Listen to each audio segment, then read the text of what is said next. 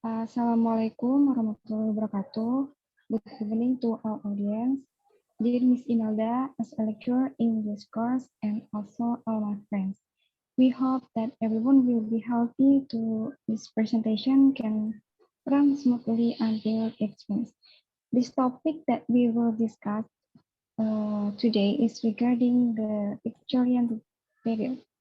I, as the moderator on the duty, will guide the course of this discussion. Previously, I will introduce our group members consisting of Awal Nur Ihsan, Novi Nurezha, and me, Sutriasih.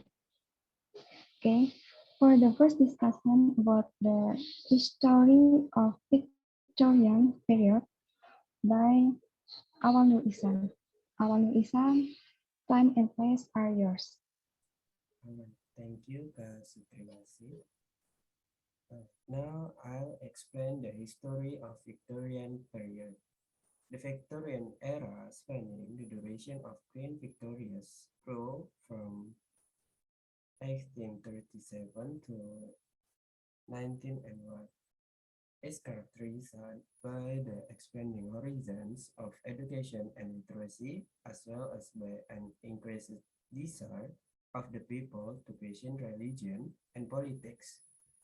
During this time period, publications such as Marx and Engels' Communist Manifesto in 1848 and Darwin's Origin of Species in 1959 serve as catalysts for political and religious controversy.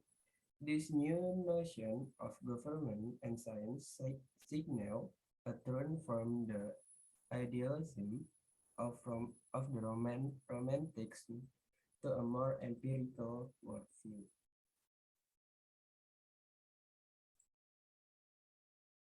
The Victorian era also marks a time of great economic growth, technological discovery, and industrialization. Many writers reacted to both the wonders of this industrial revolution as well as to the troubles of an industrialized society. Also, during the Victorian era, the influence of literature became more prevalent in society as reading evolved, evolved into a social pastime indicated by the increasing literacy rate at the era's beginning in 1837. It is estimated that approximately half of the adult male population was literate to a certain degree. Because of the new practice, compulsory education and technological advance in printing resulting in widely available reading materials, standard literacy was more or less universal by the end of the century. Thank you, Kasutri. Back to you. Okay, thank you, Awal. Next to the second discussion is about Victorian novel and poetry. Will be read by me. Victorian novel. The novel could be considered one facet of the Victorian literary exploration. It continued to develop and eventually became the prominent medium for written expression. In the framework of the novel, realism emerged as a notable literary characteristic of the period and showcased this combination of romantic subjectivity and Augustan objectivity. In her work, Adam George Eliot writes, "Let us have been ready to give the loving pains of a life to the faithful representing of commonplace things." As ex exemplified in this quotation, Eliot and other writers like Dickens held the belief that the purpose of literature should be to accurately mirror the world and portray realistic scenes with complex lifelike characters.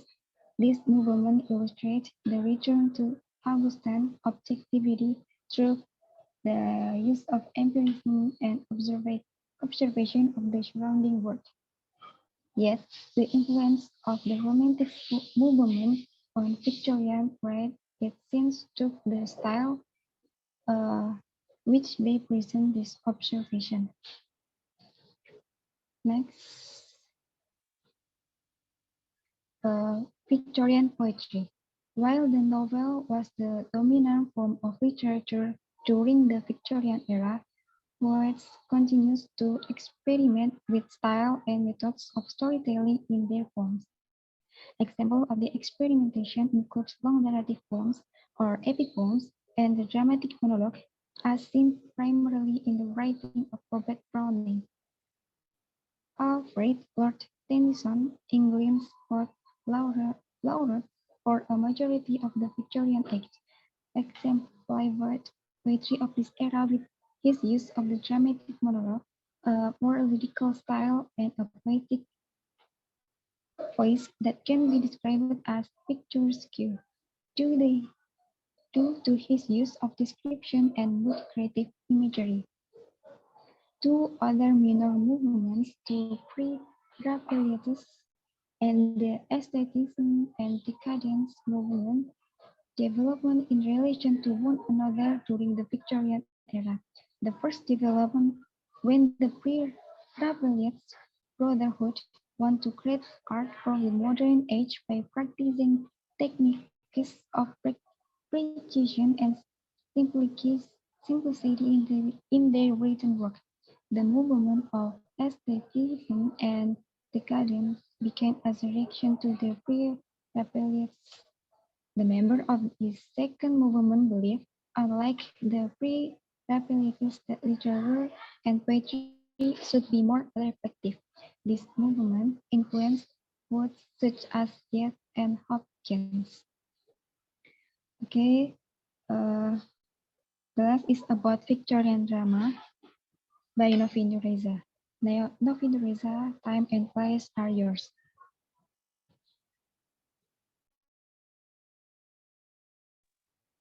Okay, thank you, Sutriasih. Next, about Victorian drama. A progressive growth in literature was seen significantly during Victorian period. This decade also show an overdue revival of drama, in which the existence of drama was started to improve when entering late of Victorian period.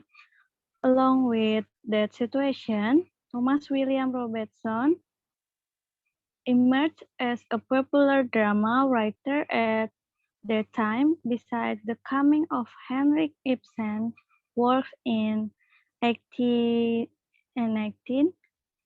However, Robertson's popularity was defeated that time by other dramatists during late of Victorian period, 1880 till 1901.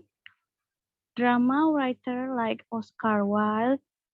Besides Wilde, there were several well-known dramatists during late of Victorian period. Dramatists as Shaw, Jones, and Pinero were also influential toward the development of drama at the time. In the discussion of English drama development, role of late Victorian period dramatists was really important toward the development of modern drama. Their works and effort really influenced the triumph of realism and development of drama after Victorian period ended. Therefore, the development of drama during late of Victorian period is discussed in this particular writing due to the important roles of dramatists such as Wilde, Shaw, Pinero, and Jones. Here their roles the, to the revival of English drama and the trend of realism in the history of English literature are very important. Next.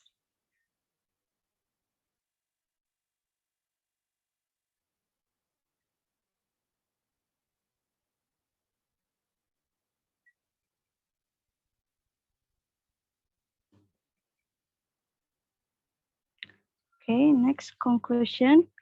The Victorian era of the United Kingdom and its overseas empire spans the 63 years reign of Queen Victoria, that is 1837 till 1901.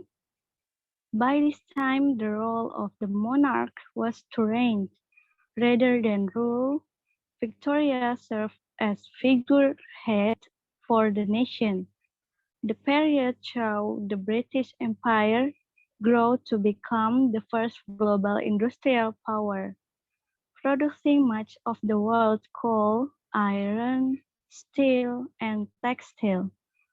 The Victorian era showed revolutionary breakthrough in the arts and sciences, which shaped the world as we know it today.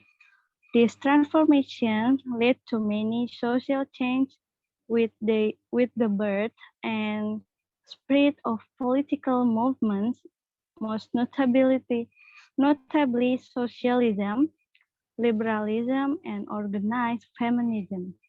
Thank you, Sutriasih. Okay, thank you, Novi. This our group discussion today. Thank you to everyone. Finally, we ask Ms. Emilia as a lecturer to provide input in our presentation assignment this time.